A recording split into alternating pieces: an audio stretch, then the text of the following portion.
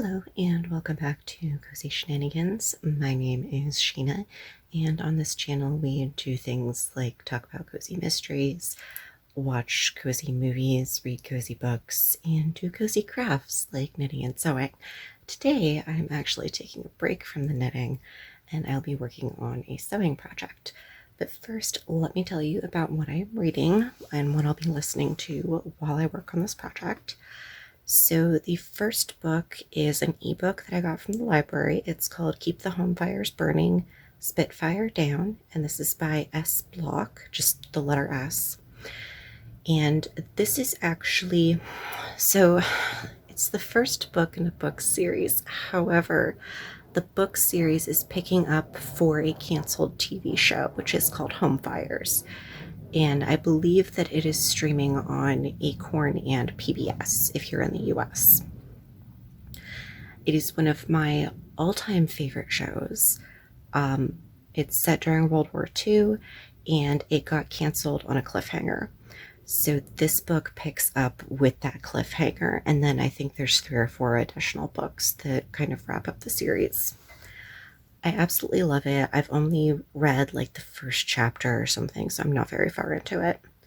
And then the second book that I'll be listening to on audio, also from the library, also not very far into it. I'm about 6% in, which is I think the first chapter. This is called We'll Prescribe You a Cat by Syou Ishida. It's originally in Japanese. It is set in Japan in, I think they said Kyoto? I could be wrong about that. It's in the Kansai region. But it's basically like this mental health clinic, and you can only find it if you really need it. And they prescribe cats as your therapy. And my mom read this a couple weeks ago and she said that it is very heartwarming and she really liked it.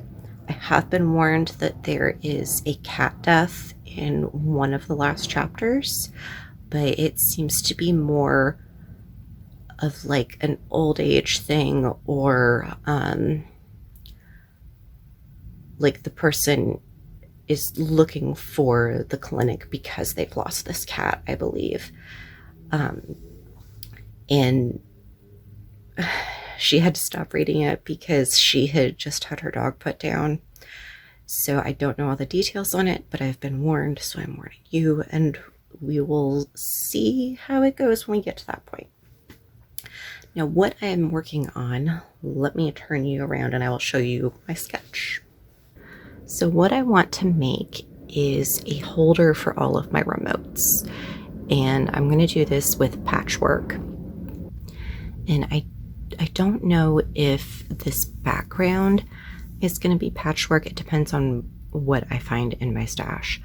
But I'm going to sew on 2 pockets. These are for the TV remote and the DVD player remote. And then I've got 2 smaller pockets. One is for the sad lamp that I have. And then this one is for the my fan that I use. You can actually see I traced out the items so I could get kind of an idea of the spacing.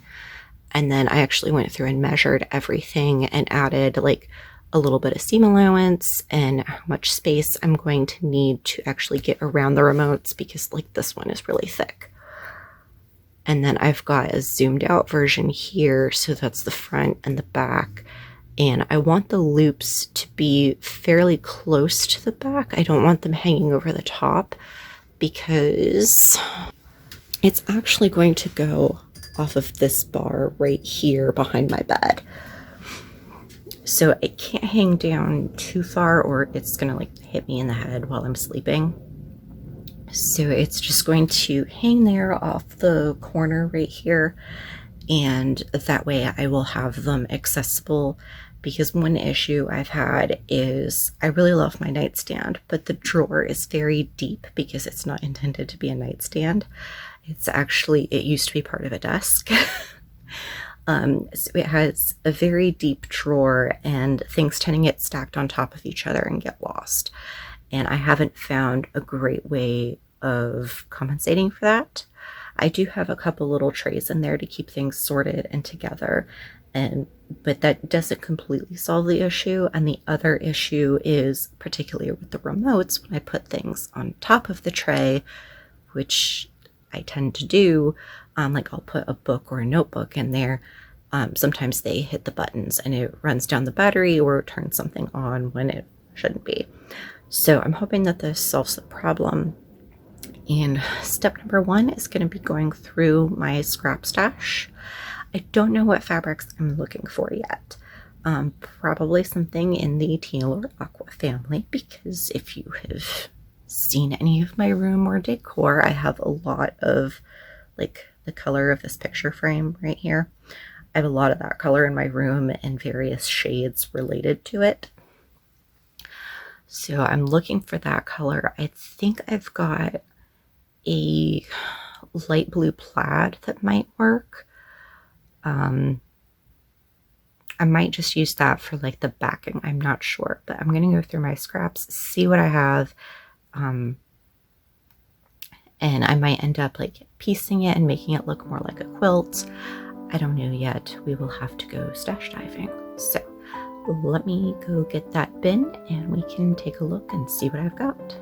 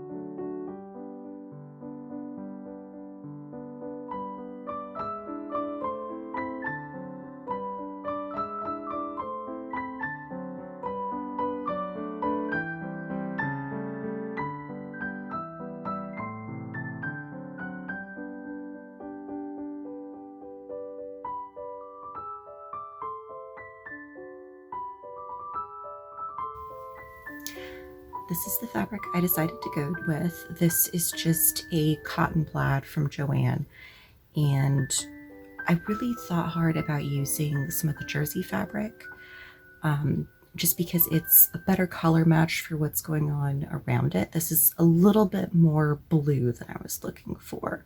I was trying to find something with a little bit more green in it, but the jersey didn't look good with anything I had it paired with, and I wanted the back, or the back of it at least, to be something that was woven, but I wanted to use the jersey for the pockets because then they stretch a little bit and make a little bit more room for the remotes, make it easier. And I wouldn't have to be quite so precise in my measurements because jersey stretches. However, it didn't look right with any of the woven backing material that I was looking at. So I've decided to go with this plaid, and thankfully I have a ton of it, so relatively speaking, so I don't need to patchwork the backing or anything. I am going to try to pattern match the pockets. I don't know how well that is going to work.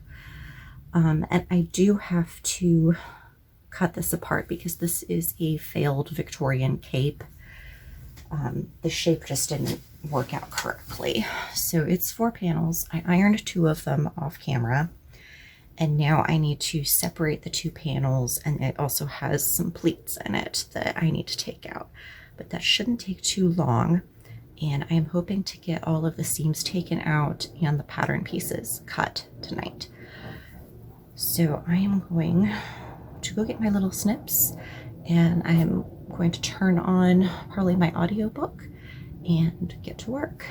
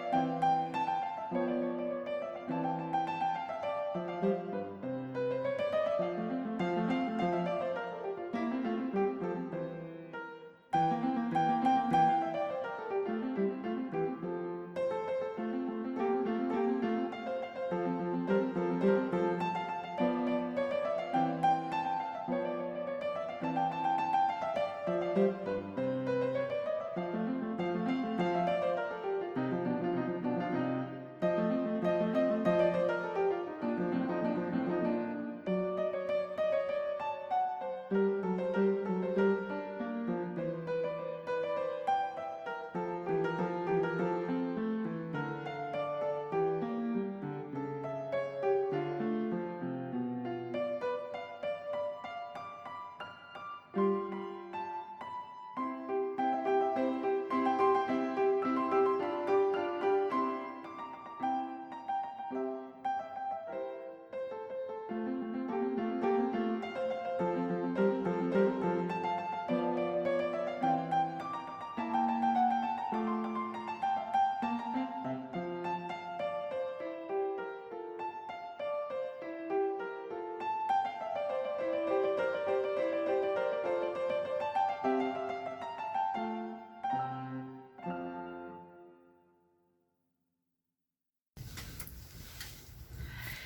brief update on the remote holder here. I have the first half of it assembled, the front half, and I really should have made that pocket a little bit deeper in retrospect, but it should be fine once I get the support system in there. I have also assembled the back half. However, I still need to put in the support portion, and then I need to do the binding on the outside. And originally I was going to use, they're kind of dowels. They were about like a 1/4 inch thick, but they were square. And I was using them because we had them. We didn't have any thin round dowels, and I can't really buy anything for this project. And I was going to use them, but they were so thick. They were really a lot thicker than what I wanted. So I went through and I found an old pair of chopsticks, and these are exactly the right length. They're not super thick. And what I'm going to do is have them opposing like this. So one at the top, one at the bottom. That should give me enough structure so that it's not going to warp or anything from the weight of the pockets or from the weight of the remotes. So I'm going to sew that in, and then I have binding in the same fabric to go around the edges. So I just need to work on that. And I did do a double layer of fabric on each pocket just to make them a little bit sturdier. However, I do have one slight change. Since I filmed that, I have gotten another remote. So you might remember from my last video that my in-laws who are moving gave us a TV, which was it was supposed to replace my old one. However, it is much larger than expected. I thought that my TV was a 32 inch and we were getting a 42 inch. I'm like, oh, that's not that much bigger. My TV was a 28 inch, and the 42 inch is the same size as our living room TV, but this is an older model, so it also has like a frame around it. So it is massive. It is comically large in my room. But because it's older, it's not a smart TV, so it doesn't have an antenna or anything, so all I could watch on it was DVDs, which is great. I love my DVD player. I am very proud of my DVD collection, but I also would like to be able to do things like stream and watch YouTube on it. So I found a sale on a Fire TV stick and got one of those, so now I also have a Fire TV remote. And I think it will probably fit in this large pocket with the DVD and the TV remote.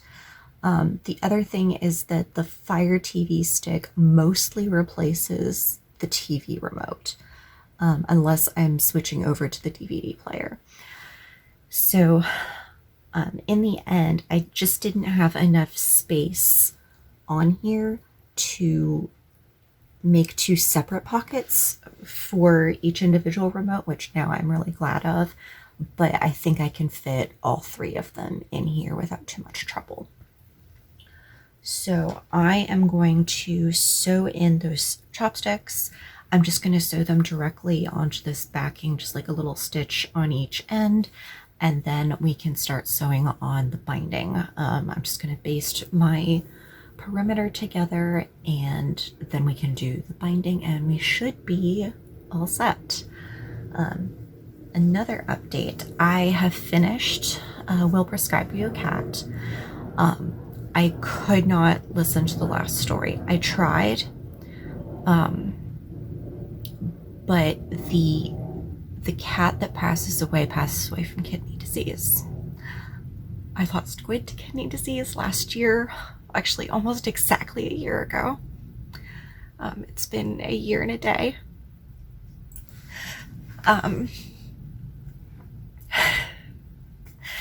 And also currently my senior cat has chronic kidney disease. He's been sick for 3 years. So we are kind of coming to the end, but we're not there yet. Also, I did finish Spitfire down. It was really short, which I have downloaded the second one, which is right here. And this is called A Woman's Work. And what I discovered is that, like I said, this is a continuation of a TV series. There's a total of, I think, 3 or 4 books. But the first book is also broken up. You can get it as 1 volume or you can get it as 4 volumes. And I did not realize that I was getting the 4 volumes. So this second book starts with chapter 24 and then continues from there. So I'm going to have more individual books to read, but it's still the same amount of content. I am only 2 chapters into this. I'm at 15% read, and it's telling me that I have an hour to go. So they're very short if you get the broken up version. But I am enjoying it. It's taking me a minute to figure out who everybody is, because even though I've seen this series a lot, like, I'm used to seeing the faces, so going just by name, it's taking me a minute sometimes to figure out who each person is unless I have some kind of context. So really enjoying this. I'm hoping to finish this weekend. And now let's get back to some sewing. I think I might put on some YouTube while I work. Get to watch it on the big screen for the first time. Excited about that. And I did have another video that was supposed to go out before this one. So if I reference something that doesn't sound familiar, it's because it was in that video. Yeah, I had like, I don't know, probably 45 minutes to an hour of footage of redoing my room for fall, or at least my version of cozy fall, like changing the bedding and cleaning stuff up. I went to import the video today, and all I had was my final reveal clip. So that video got scrapped. But we're gonna move on from there, and I'm going to go sew.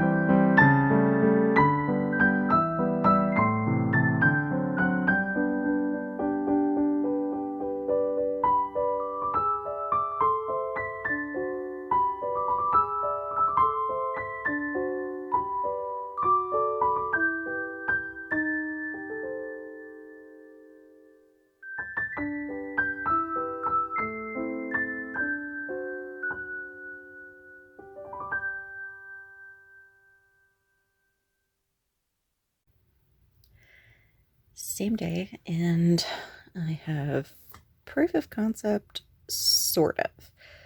We are almost there, but as you can see, the two larger remotes are really dragging. So what I'm going to do is take off this pocket. I still have more fabrics. I'm going to make a taller one to help hold them up better. And then I'm actually going to sew this onto another project that I'm working on and add a pocket to that. And then because I don't have any quilting going on in this, you can see that the front and back layers are pulling apart, and that's what's creating this sagging. So what I'm going to do is go in and on the corners of these two smaller pockets, I'm going to tack those into the back, and that should help give it more stability. And then when I sew on the new pocket, I'm going to sew that through both layers. And I did this originally so you wouldn't see the stitching on the back, but I'm not super worried about that. It should be fine. This is always going to be up against a wall where no one can see it. That is also the reason why I used this gold ribbon as button loops to hold the buttons in place, because I realized that when I cut out the straps, I had not accommodated for the actual buttons to be attached. So I needed a little extra length on there, and then I just used up 2 random buttons that I had that would probably never get used for anything else because they're big plastic and I don't like them, but they came in a jar of random buttons I got from a thrift store or something. And then the ribbon I used is this. This was given to me years and years ago. It's a color that I don't really use. And this roll thing that I have, it was originally the same diameter as a basketball. So, like I said, I have had this for years. I still have probably over 100 yards. And this just gets used for all of the random little things where I need a little string or a ribbon to hold something in place. It's been used for a lot of button loops. So let me go make those changes and I will check in again once we have fixed this. Good morning. If I look a little bit rough, that is because I just finished We'll Prescribe You a Cat, which technically, it's a DNF. I did really enjoy this book. It was really good, but like I said, there is a cat death at the end, and I could not listen to it. So the cat in the book dies of kidney disease, which this guy has. He's 18. He's the love of my life. And the ESA that I lost last year also died of kidney disease. So it was just hitting a little bit too close to home, and I only got 10 minutes into the hour-long short story, and I've been sobbing this morning. But it was really good. I'm going to go into a couple spoilers here just for a few minutes, and I will put a bookmark down below if you want to skip it. So if you are here for some light spoilers, I really loved the doctor in this. I thought he was really funny. And there were a couple of things in the beginning of the book where I'm like, okay, that's a little bit odd. He's a little weird. And then as you get through the end of the book, I don't know if it's like officially revealed at the end of the short story or not, but I figured it out.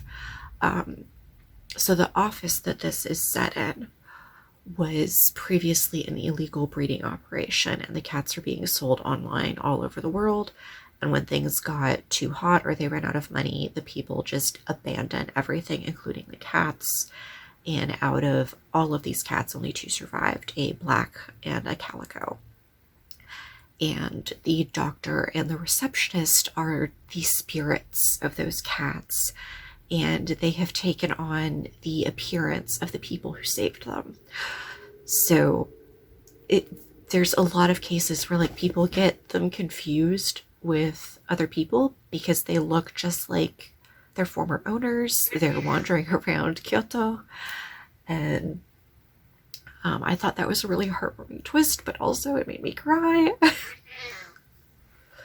I also thought that the first story, I think, was probably my favorite, and it was hilarious.